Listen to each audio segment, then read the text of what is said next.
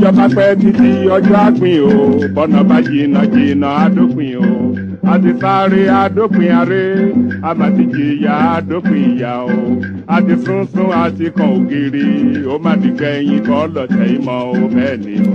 ilé òní gbóná kárẹ́nu omi kọ́lé ayé òní kóró kálọ̀ dífá ọ̀run o láyé náà la ó wà títà ó fi ṣẹ́gun lójú àwọn ọlọ́tẹ̀ ẹkún àkọjá òkùnkùn ájímọ́lẹ̀ fáwa ọmọ Yorùbá ọjọ́ ayọ̀ súnmọ́lé o.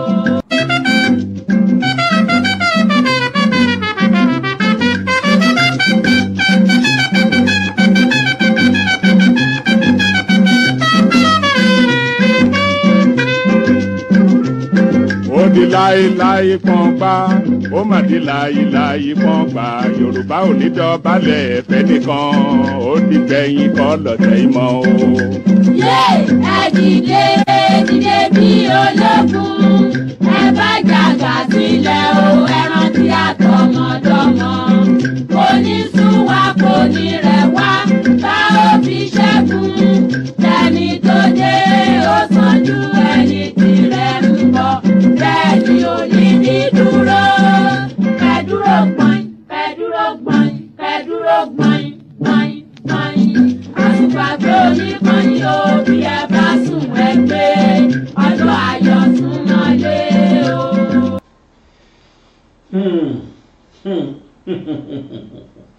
Bàbá Ògúndé bẹ́ẹ̀ bá wáyé nísìn tẹ́ ẹ padà wáyé sìn ẹ rí i pé mi ò rò pọ́jọ́ ayọ̀ Yorùbá súnmọ́lé rárá mi ò rí èmi ò rí tèmi ò mi gbọ́dọ̀ parọ́ nítorí pé àwọn nǹkan tó ń ṣẹlẹ̀ nílẹ̀ Yorùbá ń sìn kò fi hàn wá pọ́jọ́ ayọ̀ Yorùbá súnmọ́lé mi ò rò ẹ̀rù dẹ̀ ń bà mí gbogbo gbà pé lọ́mọ ẹ̀ kí Yorùbá ṣerú kú torí àwọn nǹkan tá à ń fọwọ́ ara wa fà ó fi hàn wá pé kò sí solution ní ọ̀rọ̀ Yorùbá tá a bá tọ́ra gbogbo bá ṣe ń ké tó ó dídí bí ọ̀sẹ̀ mẹ́ta ni mo fi sọ̀rọ̀ Yorùbá àti Ìgbò àṣé àlájú o aṣojú Yorùbá túbọ̀ ń fọ́ sí ni àṣé Yorùbá túbọ̀ ń fọ́jú sí ni àṣé àwọn ọba wa túbọ̀ ń balẹ̀ jẹ́ sí ni kí n má sọ pé àwọn ọba àṣàṣì àwọn ọba kọ̀ọ̀kan wọ́n sì wà nínú ẹni sọ pé sí àfi ká balẹ̀ Yorùbá yẹn jẹ́ sẹ́ àfi ká fọ́ lójú sẹ́ kò sí tó kan èmi owó mi ni owó tí mo fẹ́ níyẹn ló kàn mí àìmọye àwọn ilé àti mọ́tò tari táwọn èèyàn ti kọ́ tán ti abandon àìmọye tó jẹ́ pé mo rí fídíò kan sí kí n tó máa bọ̀ studio mọ́tò inú ilé yẹn mọ́tò yẹn á fẹ́ tó 30 kódà nínú ẹ̀ Rolls Royce ṣẹ́wọ́n ẹ̀tọ́ ta Rolls Royce tí wọ́n abandon kalẹ̀ olóṣèlú lẹ́ni tó nílé yẹn wọ́n abandon ẹ̀ wọ́n ṣó ọ́fíìsì onítọ̀hún àwọ́ọ̀dù lọ rẹpẹtẹ ṣé bá máa fi ilé ayé yìí lẹ̀ ṣó wá dáa ká bàtà wọn kan jẹ́ ká tó lọ wọ́n fi yín jọba ọba kan ní ọlọ́tọ̀ fìlú ọ̀tọ̀ ọlọ́tọ̀ tìlú ọ̀tọ̀ ọba Bàṣírù kan ni wọ́n jẹ́ Bàṣírù ọlọ́tọ̀ ṣó dáa bẹ́ẹ̀ ìwà tẹ́ ẹ wù ó yẹ kí wọ́n yọ yín lọ́ba straight ni mi ò apologize láti sọ ọba Bàṣírù ọlọ́tọ̀ dẹ̀ ní kí wọ́n lọ wó gbogbo ilé tó àwọn ibi táwọn ibi ìlàjẹ yẹn létí ọ̀tọ̀ Àwórì níbi tán ti wó kọ́ ìbábíṣòbí tán ti wó àwọn ilé yẹn ó dẹ̀ ní kí wọ́n lọ wó gbogbo àwọn ilé débi páwọn ẹni ẹlẹ́ni wà displaced odidi ìlú kan ní o 600,000 square meters how many acres lẹ́rí tí yẹn jẹ́ 600,000 square meters of land tí kìí ṣọ̀rọ̀ 20 or 60 acres ó dẹ̀ ní kí wọ́n displace àwọn ẹni ẹlẹ́ni oníkálukú dẹ tí ò nílé lórí. Àwọn èèyàn ti rò pé Lagos state government ló ń ṣiṣẹ́ yẹn ni. Lagos state government padà jáde pé àwọn ọmọ nǹkan kan pa ẹ̀ o. Ilé onílé lẹ́rí tí wọ́n wó kalẹ̀ yẹn bíbẹ̀ yẹn ṣe rí tẹ́lẹ̀ odindi ìlú báyìí ni o. Wọ́n wó gbogbo gbé mi kúrò káwọn èèyàn lè rí full, gbé mi kúrò ṣú ẹ̀ full káwọn èèyàn rí bíbẹ̀ yẹn ṣe rí. Ọ̀sọ́kọ̀ orúkọ ni wọ́n kàn gbé tractor dé, wọ́n jẹ ibẹ̀ yẹn run complete, wọ́n jẹ ilé yẹn run complete. Ẹ wo wọ́n ṣe wó ilé rẹ̀ bí ó dídí ìlú báyìí níbẹ̀ yẹn tẹ́lẹ̀ o. Ẹ wá gbọ́ reason tọ́ba yẹn fi ní kí wọ́n wò torí ìpòjọba lé wọn lórí. Nínú ẹ̀ lóòótọ́ o àwọn ọmọ South South pọ̀ ń bẹ̀, àwọn ọmọ Bayelsa wọ́n pọ̀ ń bẹ̀, àwọn Ìgbò náà wà ń bẹ̀, ṣùgbọ́n Yorùbá ló pọ̀ jù tí wọ́n dẹ̀dẹ̀ lálọ́ tán fún wọn kọ́lé síbẹ̀. Ọba yẹn ní kí wọ́n wò dànù.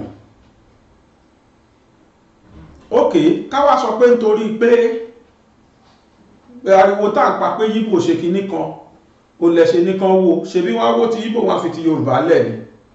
Àbọ̀ torí ṣé wíwó yẹn ní wá kàn.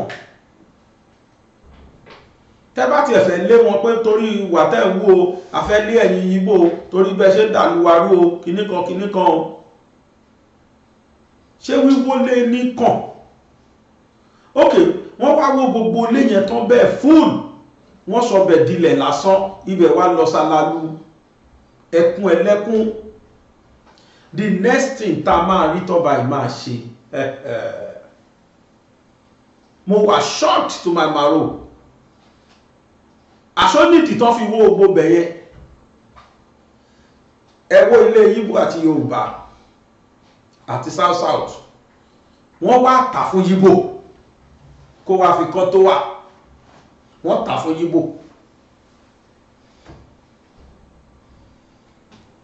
Ẹ tó ní lérè tí wọ́n tà fún ó sì ń gu àbí kinní kan ló jẹ́ tó fẹ́ fi kọ́lẹ̀ wó yìí o, ó fẹ́ fi kọ́ tó wà. Àwọn tó wà tóun máa ń kọ́ nìyẹn ní company ẹ̀, wọ́n pe company ẹ̀ ní Senko. Àwọn building ńláńláńlá àwọn high tower ló ń kọ́. Ọlọ́tọ̀ tà fún arákùnrin tó rúkọ ẹ̀ jẹ́ Cletus Usoeze Oragua, wọ́n pè ní Zenko, òun gangan ló ní iléeṣẹ́ Zenko yẹn. Picture ẹ̀ lẹ́ ń wò yìí, pure Igbo. Kí ló fẹ́ fi ṣe? Ó fẹ́ fi ṣe high-rise tower nílùú Èkó. Bá a ṣe ń pariwo tó lẹ́kọ̀ọ́ pé àníṣe let us do away with these people. À ń jẹ́kuru kó tán láwo, ọba àlú kan tún bọ̀wọ́ ẹ̀ sáwo. Àwọn tó wá dùn mí jù ni pé Ìgbò wá rí wa bí ẹni yẹ̀yẹ́. Wọ́n wá jáde wá ṣe fídíò fún wa pé ó yá o, ẹ̀yin Yorùbá tẹ́ǹké tẹ́ǹtẹ́ pé wọ́n gbalẹ̀ Yorùbá lọ́wọ́ yín, ó yá ilé ìtẹ́túnṣe yìí nǹkan. Kí ni ká ṣe náà? Ṣé wọ́n parọ́ mọ́ wa ni? Bá a ṣe ń ké tó bá ṣe ń sọ tó láti ọjọ́ yìí, kọ́ba ó ti ń di ọba àlù nítorí owó.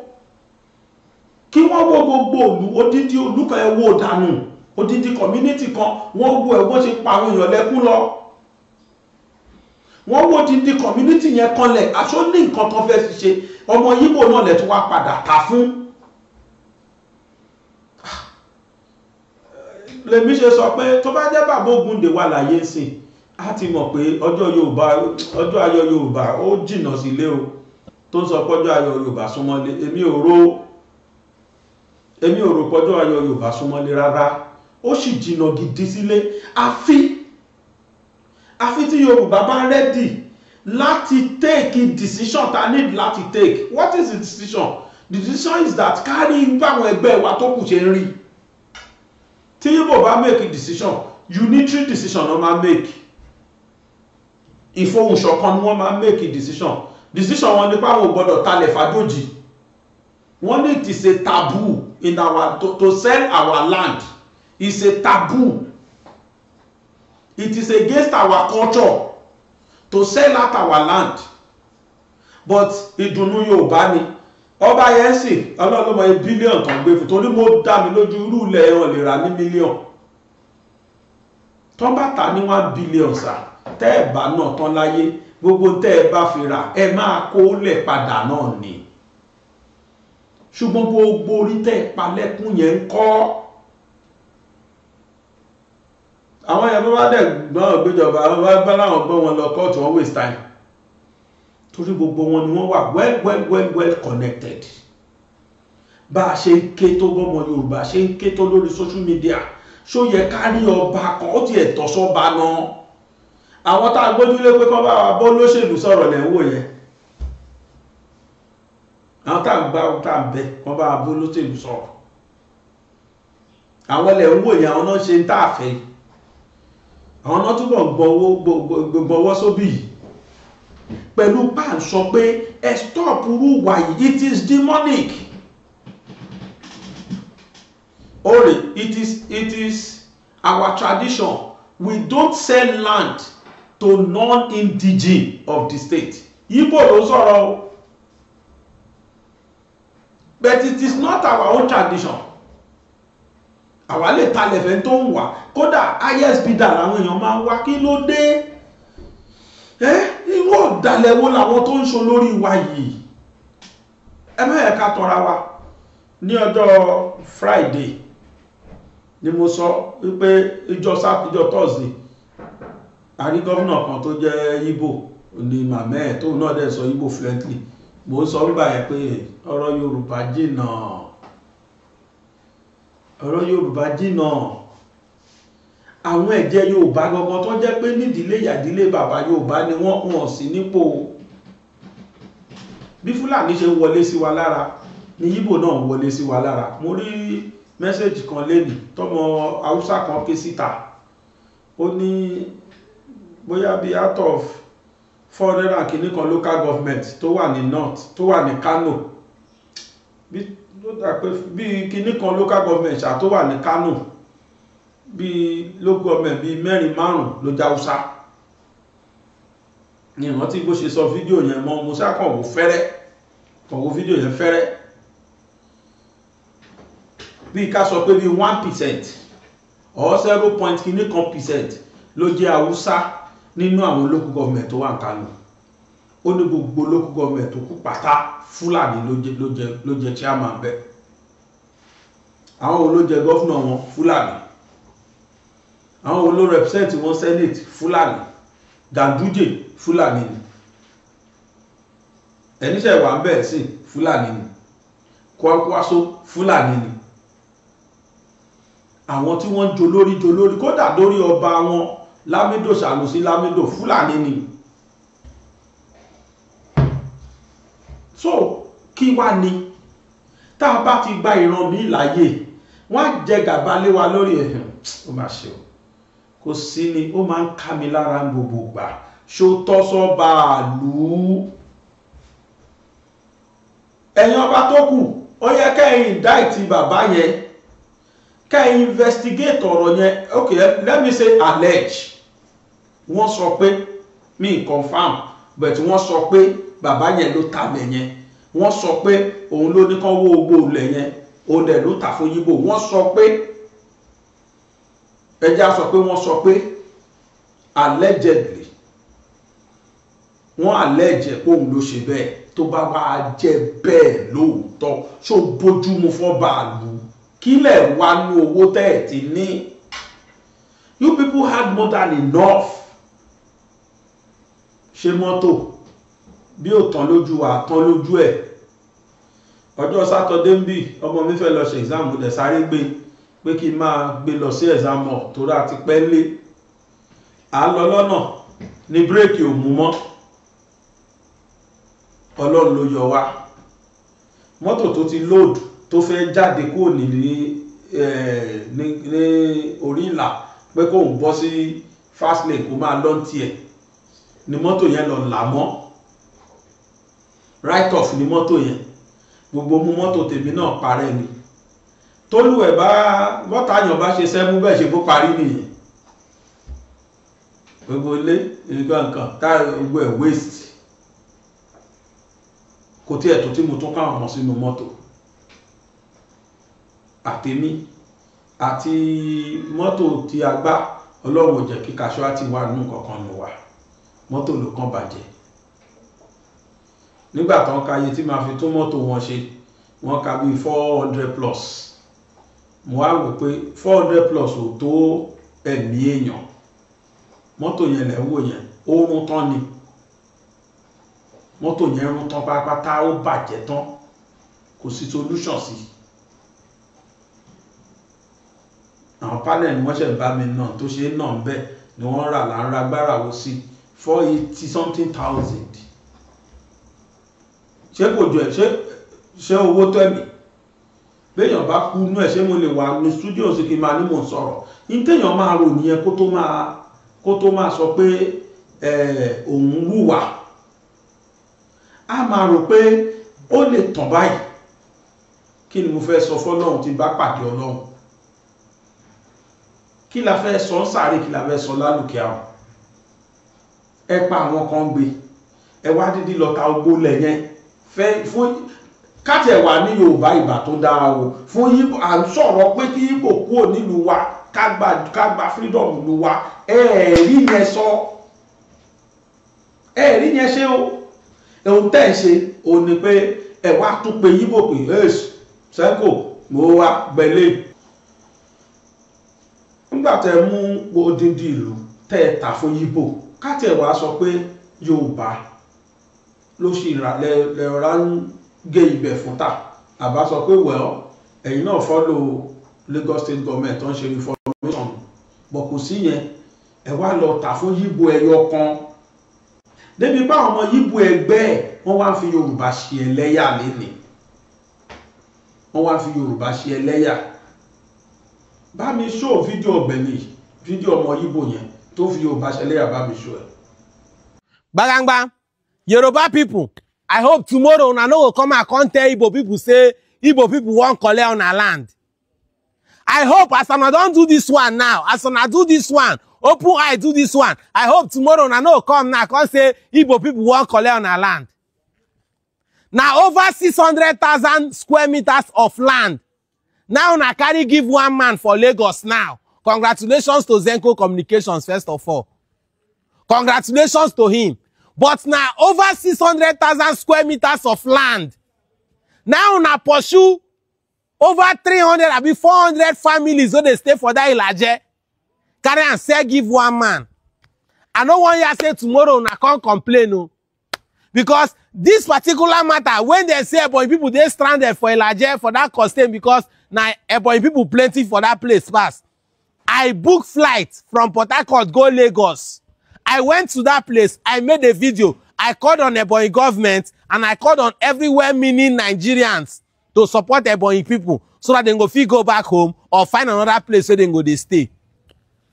Everybody come and they say, now government said the place. Government now reclaim the land. Then come they call Lagos State government. Lagos State government even came out to say they don't know anything about the property. Now you don't clear finish say, now Yoruba people gather.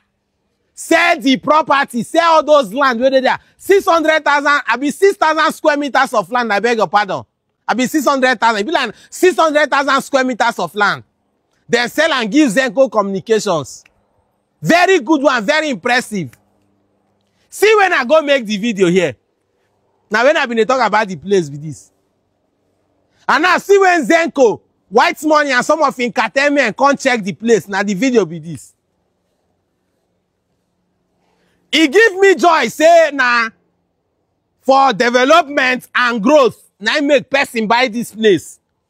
But the thing I no one here tomorrow, now say, Igbo people don't collect our land, finish, they won't collect our Lagos. Igbo people, they claim and then get Lagos. Or now they sell Lagos, give Igbo people. Tomorrow, now go still come complain, say, now Igbo people get Lagos. Where you don't say something, give person, who get them? Now, no find Yoruba person give us so that tomorrow, now no come complain. Say, may Igbo people leave Lagos for now. Go develop Southeast. When time reach to collect money, now go remember Igbo people. But when time reach to play tribalism and bitter politics, una go still remember Igbo people again. Ina anya na vida ya ba ni Zenko Balofo na Lagos. 60,000 square meter plots of land.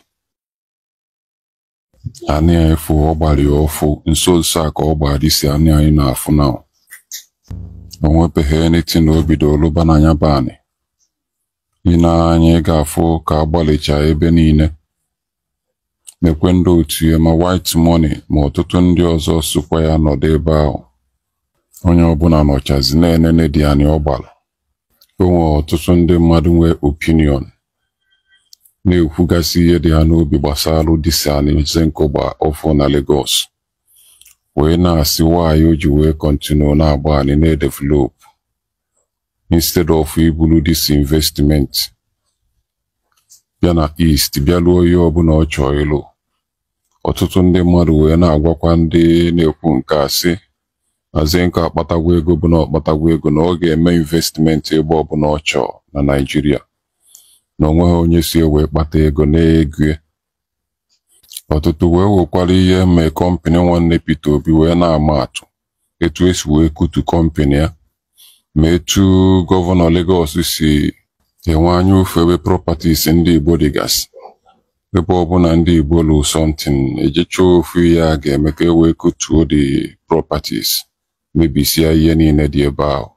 Fi mobile lẹ̀kẹ̀ la fi mọ̀ jòjì èdè wa làmì ìdánimọ̀ wà. Pẹ̀lú ìgbìyànjú kéde Yorùbá kó má dohun ìgbàgbé kó má dohun àfìsẹ́yìn tí egun fi sọ. Ọ̀mọ̀wé Gbénga Fágbọnú ti kó jáde. Dictionary Yorùbá aláwòrán. Kúnlẹ́kàkì okùn fọ́fọ́. Láti ìbẹ̀rẹ̀ dópin ló ṣàtúpalẹ̀ àwọn ọ̀rọ̀ Yorùbá tó ta kókó.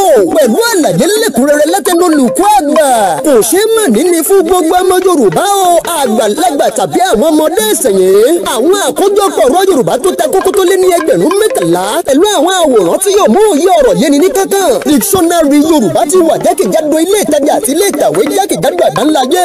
Fẹ̀yìn tẹ́ ẹ fẹ́ rà tàbí tẹ́ ẹ fẹ́ kó lẹ́kọ̀ọ́ janturu. Ẹ̀yin tẹ́ wà ní United Kingdom. Ẹ̀jẹ̀ kò sí ìyáàfin Dorcas Amusan Fágbọnú ní 119 Little Houghton Lane, Bradford BD5 OHT tàbí kẹ́ pè wọ́n sórí ẹ̀rọ ọ̀bánisọ̀rọ̀ yìí +447401222557. Ẹ̀yin tẹ́ wà lórílẹ̀-èdè Amẹ́ríkà ẹ máa kàn sí ọ̀gbẹ́ni Olúwaṣọ́ṣọ́yà ní 601 Cypress Station TR Unit 510 Austin, Texas. Tàbí kẹ́pẹ̀ wọ́n sórí ẹ̀rọ ìbánisọ̀rọ̀ +175727735552. Ẹ̀yin ti Yúróòpù ẹ kàn sí ìyáàfin Mary Buckner Eriksbo Pittsburgh Ostergaard 3242434 Angel Gogglebox City ní Sweden. Tàbí kẹ́pẹ̀ wọ́n sórí ẹ̀rọ ìbánisọ̀rọ̀ yìí +4673832929.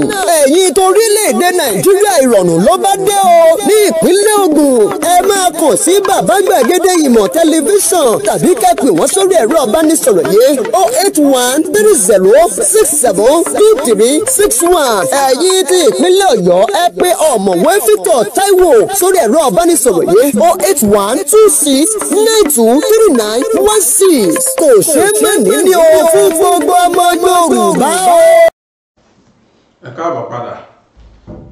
Dictionary Yorùbá tí wọ́n sọ náà rèé.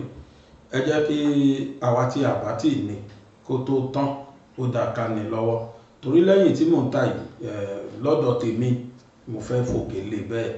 Tá bá ti tàn tọwọ́ mi tán ó ti tán náà nìyẹn. Gbogbo tó kù sí bóyá bí ó sì kù tó 60 tí mi bá ṣe. Tó àwa tí a bá ní interest ẹ jẹ́ káwa náà nípinnu ẹ lẹ́yìn tí mo tún gbà tí mò ń tà yìí ó ti parí lẹ́yìn tó bá ti tán ó ti tán náà nìyẹn. Àwa tá a bá ní interest account a máa sanwó sí nìyẹn. Phone number náà dẹ̀ ni bó ṣe jẹ́ account náà ló jẹ́ phone number. Báǹkì yẹn Opay ẹ má sanwó mọ́ sí First Bank. Opay ní kẹ́ máa ẹ ní owó tẹ́ bá san fẹ́ san fún mi ẹ máa san sí Opay yẹn àti yànnà náà lọ́tọ̀ọ̀tọ̀ lọ́wọ́ ṣe dáadáa fún wa. Now sọ ẹgbọ́n tọmọ Yíbò yẹn sọ nítorí pé òun náà gbọ́ wípé àwa Yorùbá à ń clamor pé ká gbà lù wá lọ́wọ́ àwọn. Ó wá fi wá ṣe léyà pé tó bá yá o kẹ́ ẹ bọ́sítà o ẹ̀yin Yorùbá kẹ́ ẹ bọ́sítà kẹ́lẹ́ fẹ́ gbà lù yín ìlú yín tẹ́lẹ̀ fẹ́ gbà lẹ́tún gbé odindi ẹ̀ fún odindi èèyàn kan ọmọ Yíbò kan ṣoyè. ṣé ìtìjú kọ́ yẹn? Ojoojúmọ́ ni Fúlàní ṣe ti wọn lẹ́gbẹ̀ẹ́ kan, ojoojúmọ́ ni Yíbò náà ṣe ti wọn lápá kan. Àwa Yorùbá wá wà láàrin, àwa rẹ́dì láti gbọ́ òótọ́ ọ̀rọ̀ mọ́. Ibi tó wó sá ti máa yọ ló kàn wá, we don't care ní tó bá wù kó ṣẹlẹ̀. Owó yẹn ló pàtàkì ni àbí kí ìran wa, àwọn ọmọdọ́mọ wa kí wọ́n gba freedom? Nígbà tẹ́ lé gbogbo àwọn èèyàn kúrò nílùú, tẹ́ wá gbé fọ́mọ Yíbò ẹyọ kan, ìyẹn ló máa fi kọ́ tó wà yẹn ẹ má ṣe o, Yíbò ló máa kún bẹ̀ bíbá nígbà tó bá kọ tán. Àwọn nǹkan tó fẹ́ fi kọ́lẹ̀ owó yìí, ó ti bẹ̀rẹ̀ sí ní advertise lórí social media, kò ì kọ́ rárá, ó ti advertise. Mélòó lẹ́rù kó máa kọ́ sí 60,000 square meters. How many square meter ni one plot? How many square meter ni one acre? Ká tó wá sọ 60,000 square meters. Odindi community kan nílàjẹ ní ìlú Ọ̀tọ̀ Àwórì nílùú Èkó. Ṣó yẹ kó rí bẹ́ẹ̀? Ilé onílé, àwọn tẹ́ pa lẹ́kún, ọba kan wá ló bá ṣe gbọ́ o, ọba kan ló wá tààlú ẹ̀ síta. Ṣó yẹ kó rí bẹ́ẹ̀? Tó bá jọba yẹn kọ́ bá investigate ta ló ṣe irúṣẹ́ yìí nínú territory àwọn, kan vindicate ara wọn. Ẹ má parọ́ mọ́ mi o, mi mọ̀ nǹkan kan pa ẹ̀ o. Ẹni tó ta kan wá culprit yẹn jáde. Tó bá lẹ̀ jọba yẹn náà ló ta, káwọn èèyàn àwọn tí wọ́n jẹ́ alágbára abẹnugan kan pé kí wọ́n stop ẹ̀ from allowing that man láti erect irú gigantic edifice yẹn and tèkúrú kó tán láwo, ẹ tún sì gbọ̀nwó ẹ̀ sáwò.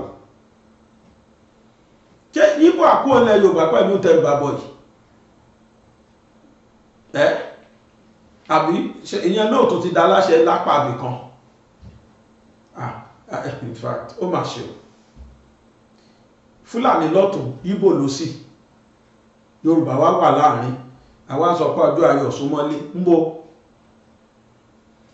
N tó yẹ káwa Yorùbá ṣe ni ká rí nǹkan tó yẹ ká rí. Káyé máa ṣe àbòsí fúnra wa mọ́. Káfi òdodo ṣèlú, káfi òdodo ṣòótọ́, káfi òótọ́ ọ̀nú ṣe nǹkan tá ń ṣe. Otherwise, gbogbo wàhálà kan máa já, ọlọ́mọ kí wàhálà wà já sásán. Nígbà táwa kan lùlù kótó, táwọn kan mú gbogbo tó lù pa, ṣó yẹ kó rí báyìí pẹ̀lú gbogbo ariwo táwa Yorùbá ti pa látijọ́ yìí. Ẹ jẹ́ n fi ìlú kan hàn wá ní Kwara State. Mo bọ̀ o, mo fẹ́ wá ìlú yẹn ni o. Wọ́n pè ìlú yẹn ní Babala. Wọ́n ní Gọ́mù Alheri ní Babala. Ó wà ní Ìfẹ́lódùn local government ní Kwara State. Ìlú yẹn lẹ̀ ń wò yẹn. Èṣin báyìí ò sí inú ìlú yẹn mọ́, èṣin. Fúlàní ló lọ lé wọn dànù bẹ́ẹ̀ o. Nílẹ̀ Yorùbá. Àbí Babala, ṣé Babala ó jẹ́de Fúlàní? Ṣé Babala jẹ́de Fúlàní? Odindi ìlú kan báyìí, odindi community kan, wọ́n dẹ̀ sá pátápátá, Fúlàní ṣí wọ́n bẹ́ẹ̀. Kò sí èṣin, àwọn security lẹ́ni tó ṣẹ̀ṣẹ̀ wọ̀ ìlú yẹn lọ yẹn. Nígbàtí ariwo dé tí àwọn security. Ọ̀sọ́pọ̀ orúkọ ni Fúlàní fi wọlé jí wọn gbé. Nígbàtí wọ́n rí pọ́n bẹ̀rẹ̀ sí ní já wọn gbé, ní kálùkù bá túká nílẹ̀ Yorùbá. A ṣe fẹ́ gba freedom, tẹ́nu wa ò bá kò. A ṣe fẹ́ gba freedom, nígbà tó jẹ́ ìlú kówó làwọn kan lù gbogbo gbà, kówó sá ti yọ sí wọn lápò. Wọn lùlù kótòkótò. Àwọn ò fẹ́ kótò, kó ṣá máa wó lọ, káwọn dẹ̀ máa di mílíọ̀nìà sí ni. Ìlú yẹn lẹ rí tán ṣó yẹn. No èṣin báyìí ò sí ìlú yẹn mọ́. Lẹ́yìn àwọn security tẹ̀lé tí wọ́n lọ wò ìlú yẹn báyìí. School wà ń bẹ̀ o. Ìgbésí ayé tó lọ ń bẹ̀ wà ń bẹ̀ o. Baálẹ̀ gan wà ní ìlú yẹn. Kẹ́ lè mọ̀ bó ṣe le tó. Nígbọ̀n fẹ́ pa gbogbo wọn tán ni wọ́n méré ni wọ́n sá lọ. A whole village. ìyẹn nínú wa wá ń dùn làwa kan tó wá sì ń yọ̀ nínú bàjẹ́ enílélẹ́ ìyàbí ẹjẹ́ tún bọ́s túbọ̀ bù wá kẹ́ lè mọ̀ pé the fight will never be over any soon or soonest. Mo rí táwọn Fúlàní iṣẹ́ tó kó wọlé gan bóná báwo náà ṣe ń rí ló ń ya èmi lẹ́nu níbo ni wọ́n ti ń rí àwọn nǹkan ìbáwo ló ṣe ń wọ Nàìjíríà. Koiki Media ni mo ti rí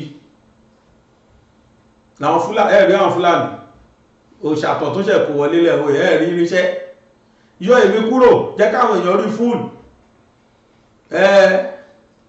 kílẹ̀ wo yẹn machine gun àwọn mọ́tò tó ní machine gun lórí lẹ́rí tán kó wọlé ẹ̀ machine gun lẹ́rí lórí àwọn mọ́tò yìí lọ́ọ̀sì ńláńlá ẹ̀ ṣáà ilé yóò prepare àfogun look at them ẹ wo tán Nàìjíríà mi yẹ Nàìjíríà mi wá tó bá kọ àwọn ilé ìlọ́dọ̀ sọ́ọ̀dì mẹ́rẹ́ ẹ wo rán tán ṣẹ̀kọ̀ wọlé special níbo làwọn ará bíi ti rí báwo ló ṣe wọ Nàìjíríà ọ̀nà ọbọ ló gbà wọlé nobody knows àwọn lẹ́rìí tínú wọn dùn tán display ara wọn á dẹ̀ ṣe tó wá tó máa record ara wọn kẹ́ lè ra wọn pé àwa well prepared ó yá náà tí kì bá ṣe páwọn kan wà níbi kan tó sponsor wọn Fúlàní ṣe tí wọn Ìgbò náà ṣe tí ẹ̀ àwọn Yorùbá dẹ̀ jókòó tẹ́tẹ́rẹ́ bí ẹni pé no it's business as usual look at níjọ́ wo la fẹ́ free nídìí ilé níjọ́ wo ni Yorùbá fẹ́ gba òmìnira nírú ilé nígbà wo la fẹ́ gba òmìnira kúrò nírú nǹkan báyìí níjọ́ wo la fẹ́ bọ́ ẹwọ tó ti Fúlàní pa torí ẹ̀ ni wọ́n ṣe fẹ́ sọ pé just one term náà fẹ́ kí Yorùbá lò lórí oyè wọ́n wọ́nà láti plant ara wọn àtọ́kọ̀s ní 2027 they just want to come back and to still be raising the havoc wọ́n fẹ́ máa commit havoc yẹn lọ ni wọ́n ṣe o nísìn bet kò dàbí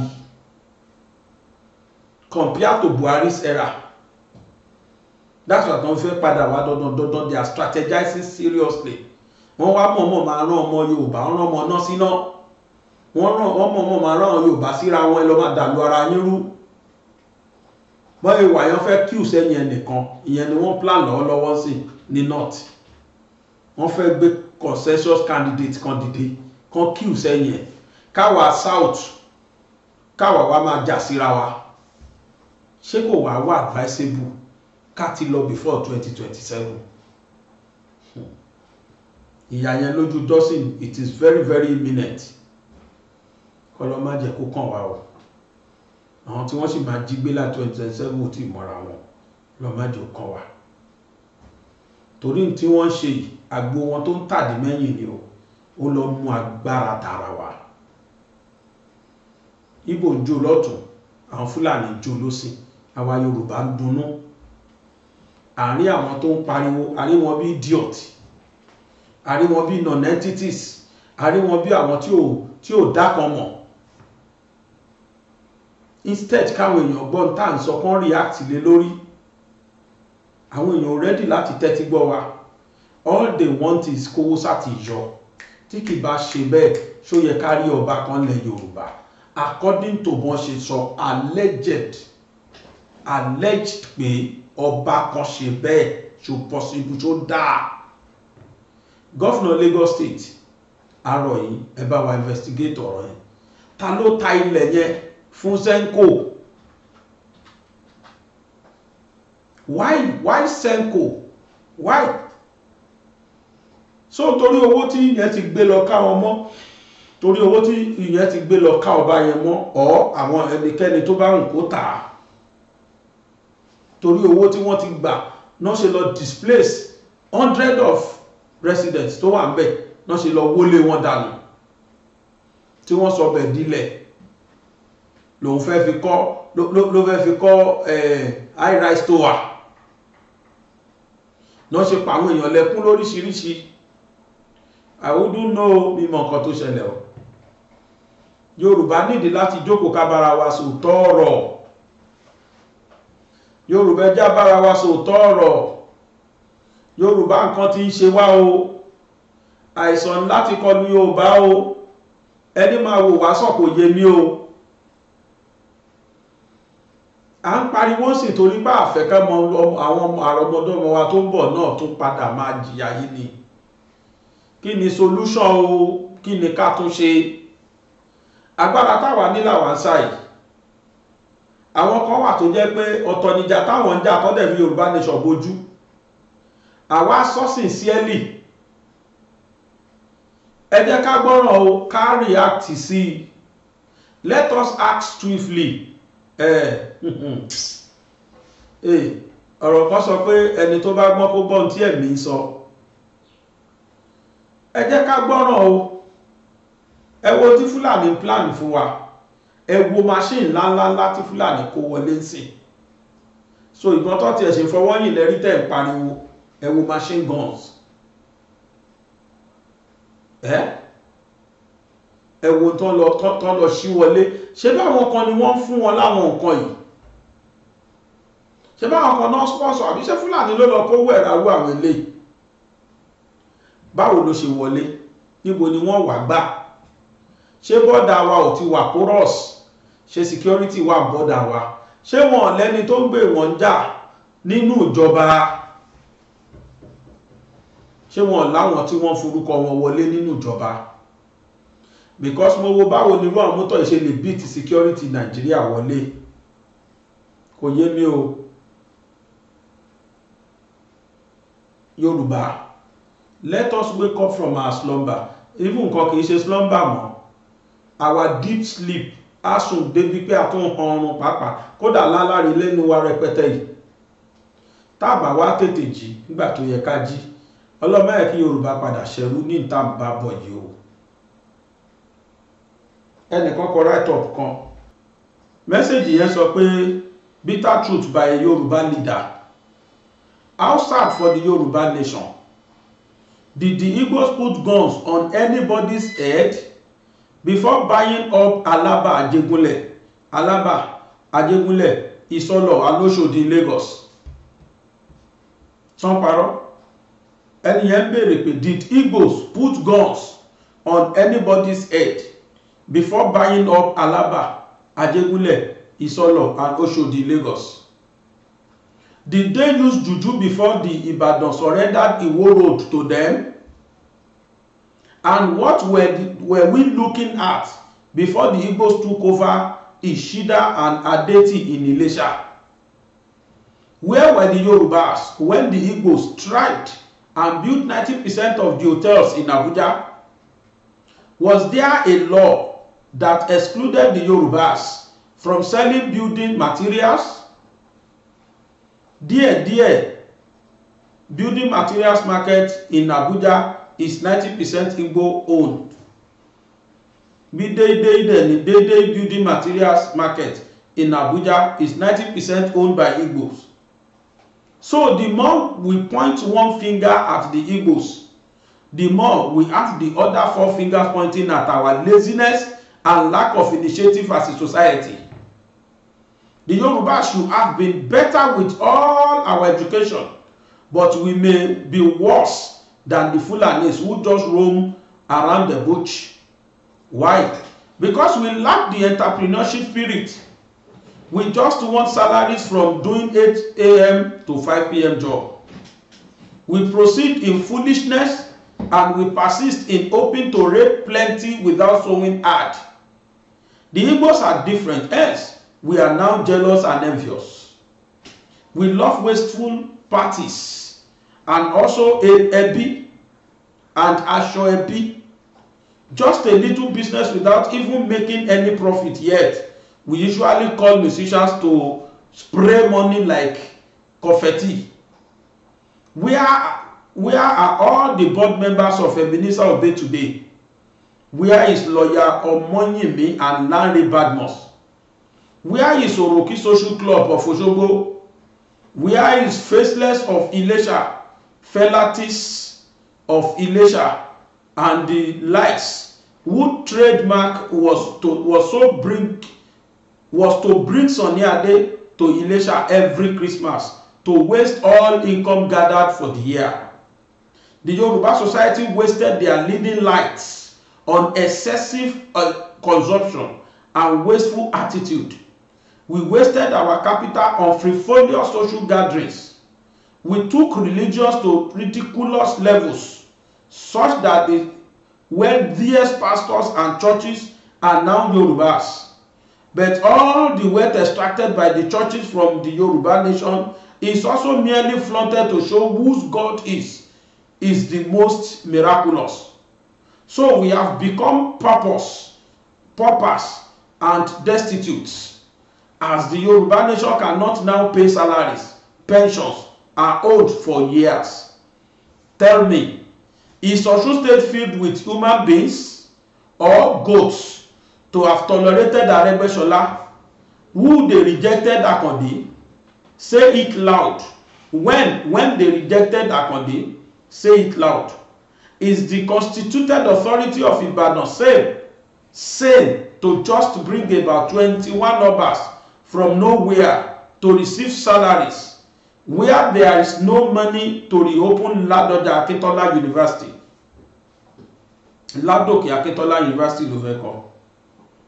Are the Ondos so wise to have allowed Mimiko to devastate their terrain as to be now saddled with 12-month salary arrears? What of Ekiti with rabble-rousing Fayose and the intellectual arrogant Fayemi? But the Igbos are hard workers. Let us not continue to deceive ourselves. 20 of their young boys can live in the shop from where they sell goods. There is no place too dirty or remote for them to hibernate and incubate their ideas. Give them 5 years. You will see them buy and take over all shops and lands. True, some of them are criminals, but majority of the Igbo youths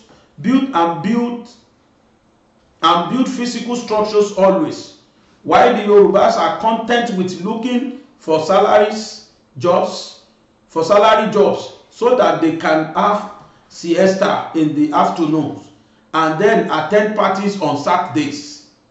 Then spend Sundays in church witching and praying for divine miracles. How foolish, as the Igbo youths are meeting and strategizing on Sundays so that they can gather money and buy the house and lands owned by our Yoruba fathers. The Yoruba youths are busy in churches on Sundays praying for miracles. Whether we like it or not, Obokun Busi Town Hall will soon be on concessional PPP sale. The Igbos will buy it. The proceeds will be used to pay backlog of salary owed by the impoverished Ijeshas. It will come willy-nilly. It will happen even in declared Oduduwa Republic. It will happen even in a declared Oduduwa Republic. After all, the Chinese, the Lebanese, and the South Africans are buying us out with reckless abandon. See how ShopRite is buying up everywhere. I heard that they bought Owena Motel Estate in Akure. How come we did not sell it to Igbos? We shall continue to grumble and hate the Igbos until eternity, unless we spy on them, copy their ways, and imbibe their can-do attitude. The Yoruba nation and society have been pauperized and destituted. In desperations, we shall soon start to behave like the Almajiris in the north, in grinding poverty and out of jealousy. The Almajiris of the north regularly loot Igbo shops and businesses. Very soon, Yoruba Chains will start looting too, to show that they hate the Igbos.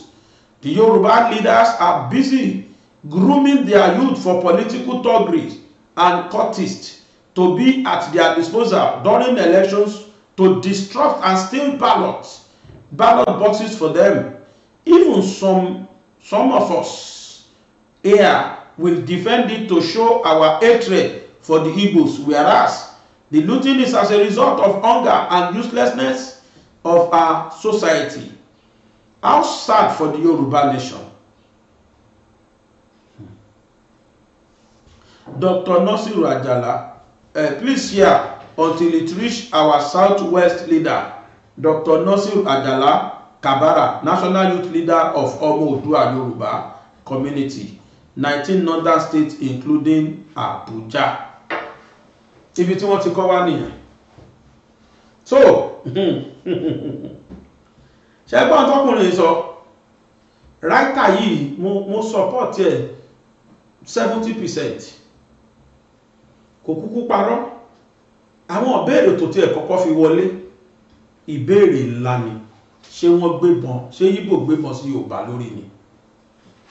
Ṣé Yorùbá náà bid láti ṣe business wọn ní a máa ṣe ni? Nígbò jẹ́ party lọ́tún, ó wà ń bẹ̀ ló sì là ń bá kiri. Àwa la máa raṣọ ẹbí tó hàn jù. Ojoojúmọ́ là ń ṣe party. Gbogbo ọjọ́ sátidé dáràn. Nígbà tí mo ṣèṣì lé mi, Ìgbò tí mo ra building materials lọ́wọ́ ẹ̀, ó wà náà special guest of honor. Èyí tí mo ra plumbing materials lọ́wọ́ ẹ̀, mo fi sínú special guest of honor. Èyí tí mo ra tiles lọ́wọ́ ẹ̀, gbogbo àwọn tí mo sọ they are Igbos. Àwọn mẹ́tẹ̀ẹ̀ta ò yọjú o ní ọjọ́ sátidé. Nígbà tí mo wá padà rí wọn, wọ́n bá mi raṣọ, wọn láwọn raṣọ, bẹ́ẹ̀ tí wọ́n ti ẹ̀ yọjú rárá. Mo wá lọ yọjú sí wọn kọ̀ọ̀kan gift tí mo wá lọ fún wọn. Ṣẹ́gbọ́n tó sọ fún mi, I cannot leave my shop now. How do you expect me to leave my shop on one Saturday and come and sit down in your Owambe party? Wọ́n dẹ̀ lọ́mọṣẹ́ rẹpẹtẹ o. That was what they told me. They rather gave me money that this is the money we're supposed to give you that day. I cannot leave my shop. Dọ́là ọ̀rọ̀ èsì náà kó lórí ẹ̀mí mi. Àfi bí pọ́n mẹ́tẹ̀ẹ̀ta jọ plan ẹ̀, èsì kan náà la mẹ́ẹ̀ta fún mi. Alhaji, I'm sorry. Me, I no dey leave shop on Saturday o. Na that day be our business now. How can I leave my shop go sit down for one place for 1 hour 2 hours? No, I no fit leave my shop. Ọmọọṣẹ́ dẹ̀ ló lọ bí ọlá ọlọ́run yìí, bẹ̀tà àwọn òkú ò shop. Ẹ mọ ìgbà tí Yorùbá ti ṣọ́ọ̀pù pa fúnjọ́ mẹ́ta jọ́ mẹ́rin. Kódà kò bá kú wá ní wọ́n ti ọjà pa. Gbogbo àwọn nǹkan yìí, bàbá yìí ti kọ́, àwọn ráìtà yìí ti kọ́ síbẹ̀. Káwa Yorùbá náà, we should take the bull by the horn. Ìta àkọlé epo tó, ilé epo nìkan ni wọ́n ìgbà lọ́wọ́ wa nìkan ní business tó kù fún Yorùbá ń sìn. Let Yorùbá too ventures into those businesses táwọn Ìgbò ń ṣe. Àwọn tó lówó nínú wa, ẹ jẹ́ káwọn náà lọ ta building materials. Ẹ jẹ́ káwọn náà lọ kó plumbing materials wọlé bíbà. Ẹ jẹ́ káwọn náà kó tiles wá. Ẹ jẹ́ káwọn náà kó electronics ńláńlá wá. Let us bastardize their business for them. Wọ́n ní ká má tajà wa o. Kò dẹ̀ ṣẹjọ́ Èsẹ́ńkò àbí Sẹ́ńkò àbí kí ló ń jẹ́ tó lọ ra lẹ̀ lẹ́yìn ọ̀tọ̀. Ẹjọ́ ẹ̀kọ́ o. Tí wọ́n bá ta fún kò ní ríra o. Iṣẹ́ ìtàn káwa Yorùbá pera wa jókòó ká bára wa sòtọ́ ọ̀rọ̀ kórí wa pé ká mọ kí là ń ṣe. Otherwise, ọjọ́ ayọ̀ Yorùbá oṣù mọ́lé kankan o. À ń tọra wa ni. À ń fi ẹ̀kọ́ tanná fúnra wa ni. Bíbélì ní ẹni tí ó bá gbọ́n kó gbọ́ nǹkan tí ẹ̀mí wí. I so submit. Mo bójú ayé o ayé ṣamálámálá. Mo bójú ayé o ayé ṣamálámálá. Mo máa bójú ọ̀run òkùnkùn ló ṣubúlẹ̀. Mo máa bójú ọ̀run òkùnkùn ló ṣubúlẹ̀. Mo ní ẹ̀ẹ́rẹ́ yìí o. Kí ni dé sí Yorùbá o ọmọ aráyé? Kí ni ṣẹlẹ̀ sí Yorùbá o ọmọ Oòduà o?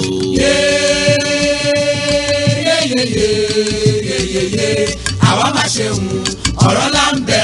Yorùbá ń ṣera wọn nítorí owó. Yorùbá ń jìra wọn lẹ́sẹ̀ nítorí ipò. Wọ́n gbẹ̀mí fáláre, wọ́n gbáre fẹ́lẹ́bí. Wọ́n kò lè kó wájà, wọ́n tún kó lóko wá mú. Ọgbọ́n tí wọ́n gbọ́n ló gbé wọn délé ọlá. Ọgbọ́n náà ló tún padà wá sílé wọn mọ́lẹ̀ o. Àwọn tí wọ́n tí ń ṣọ̀gá lọ́jọ́ tó ti pẹ́ tún padà wá dẹni à ń fọwọ́ ti sẹ́yìn o. yóò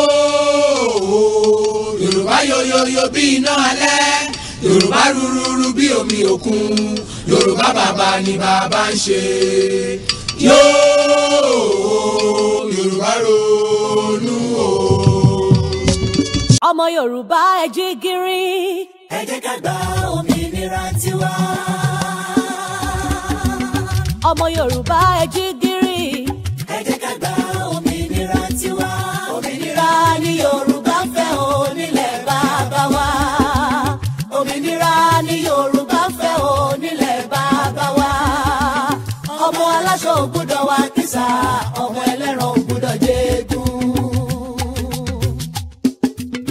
ọmọ Yorùbá ẹ jí gìrì. ẹ jẹ́ ká gba òmìnira tiwa. ọmọ Yorùbá ẹ jí gìrì. ẹ jẹ́ ká gba òmìnira tiwa. òmìnira ni Yorùbá fẹ́ o nílẹ̀ bàbá wa. òmìnira ni Yorùbá fẹ́ o nílẹ̀ bàbá wa. ọmọ aláṣọ ò gbọ́dọ̀ wá kísà, ọmọ ẹlẹ́ran ò gbọ́dọ̀ jẹ́gun. ẹ̀yin àgbààgbà ilẹ̀ Oòduà. ẹ jẹ́ ká forí korí. gbogbo ọ̀dọ́ ilẹ̀ bàbá wa. ẹ jẹ́ ká fọwọ́kọ̀wọ́. lọ́mọdé làgbà lóbìnrin lọ́kùnrin o. òmìnira la fẹ́. ọmọ Oòduà kí lẹ fẹ́ o. Yorùbá nation ni o. kéku lè ké bí eku. ẹyẹ lè ké bí ẹyẹ. a ò fẹ́nikẹ́ni lọ́kadà dúró la fẹ́. olúkálùkù dájú orúkọ bàbá rẹ̀. lórí ilẹ̀ wa o. ẹ ò bá lẹ́gùn bàbá ní òjò bí ó sì jó mọ́ bàbá nìkan ò lè mú ní sí. àló ti tó gẹ́ ẹ ò ṣe mọ́. ìrẹ́nijẹ́ èyí ti tó gẹ́ ìfìyàjẹni ti tó gẹ́ ikú ọmọdé ikú ọ̀dọ́ a ò fẹ́ mọ́ nílẹ̀ bàbá wa. a fẹ́ kí èdè wa ó di pàtàkì ìgúnlé. a ò fẹ́ ètò ìjọba tipátipá mọ́ gbogbo ẹ̀yin ọ̀jẹ̀lú ọ̀bàlújẹ́ ènìyàn yìí ẹ kó ráńgà yín ẹ máa lọ ká lè fúnra wa ní ètò ààbò tó péye lórílẹ̀ bàbá wa. ìyà tá a jẹ tó lọ́wọ́ àwọn ará òkè ọ̀hún ìfipábánilò yìí a ò fẹ́ mọ́. bíbani ní nǹkan oko jẹ́ dídá ẹ̀mí àwọn àgbẹ̀lẹ́gbòdo ó ti sún wa. a kì í bá ní tán ká fani nìkan ọ̀ya ẹ̀jẹ̀ a máa lọ ká lọ gbòmìnira tiwa. òmìnira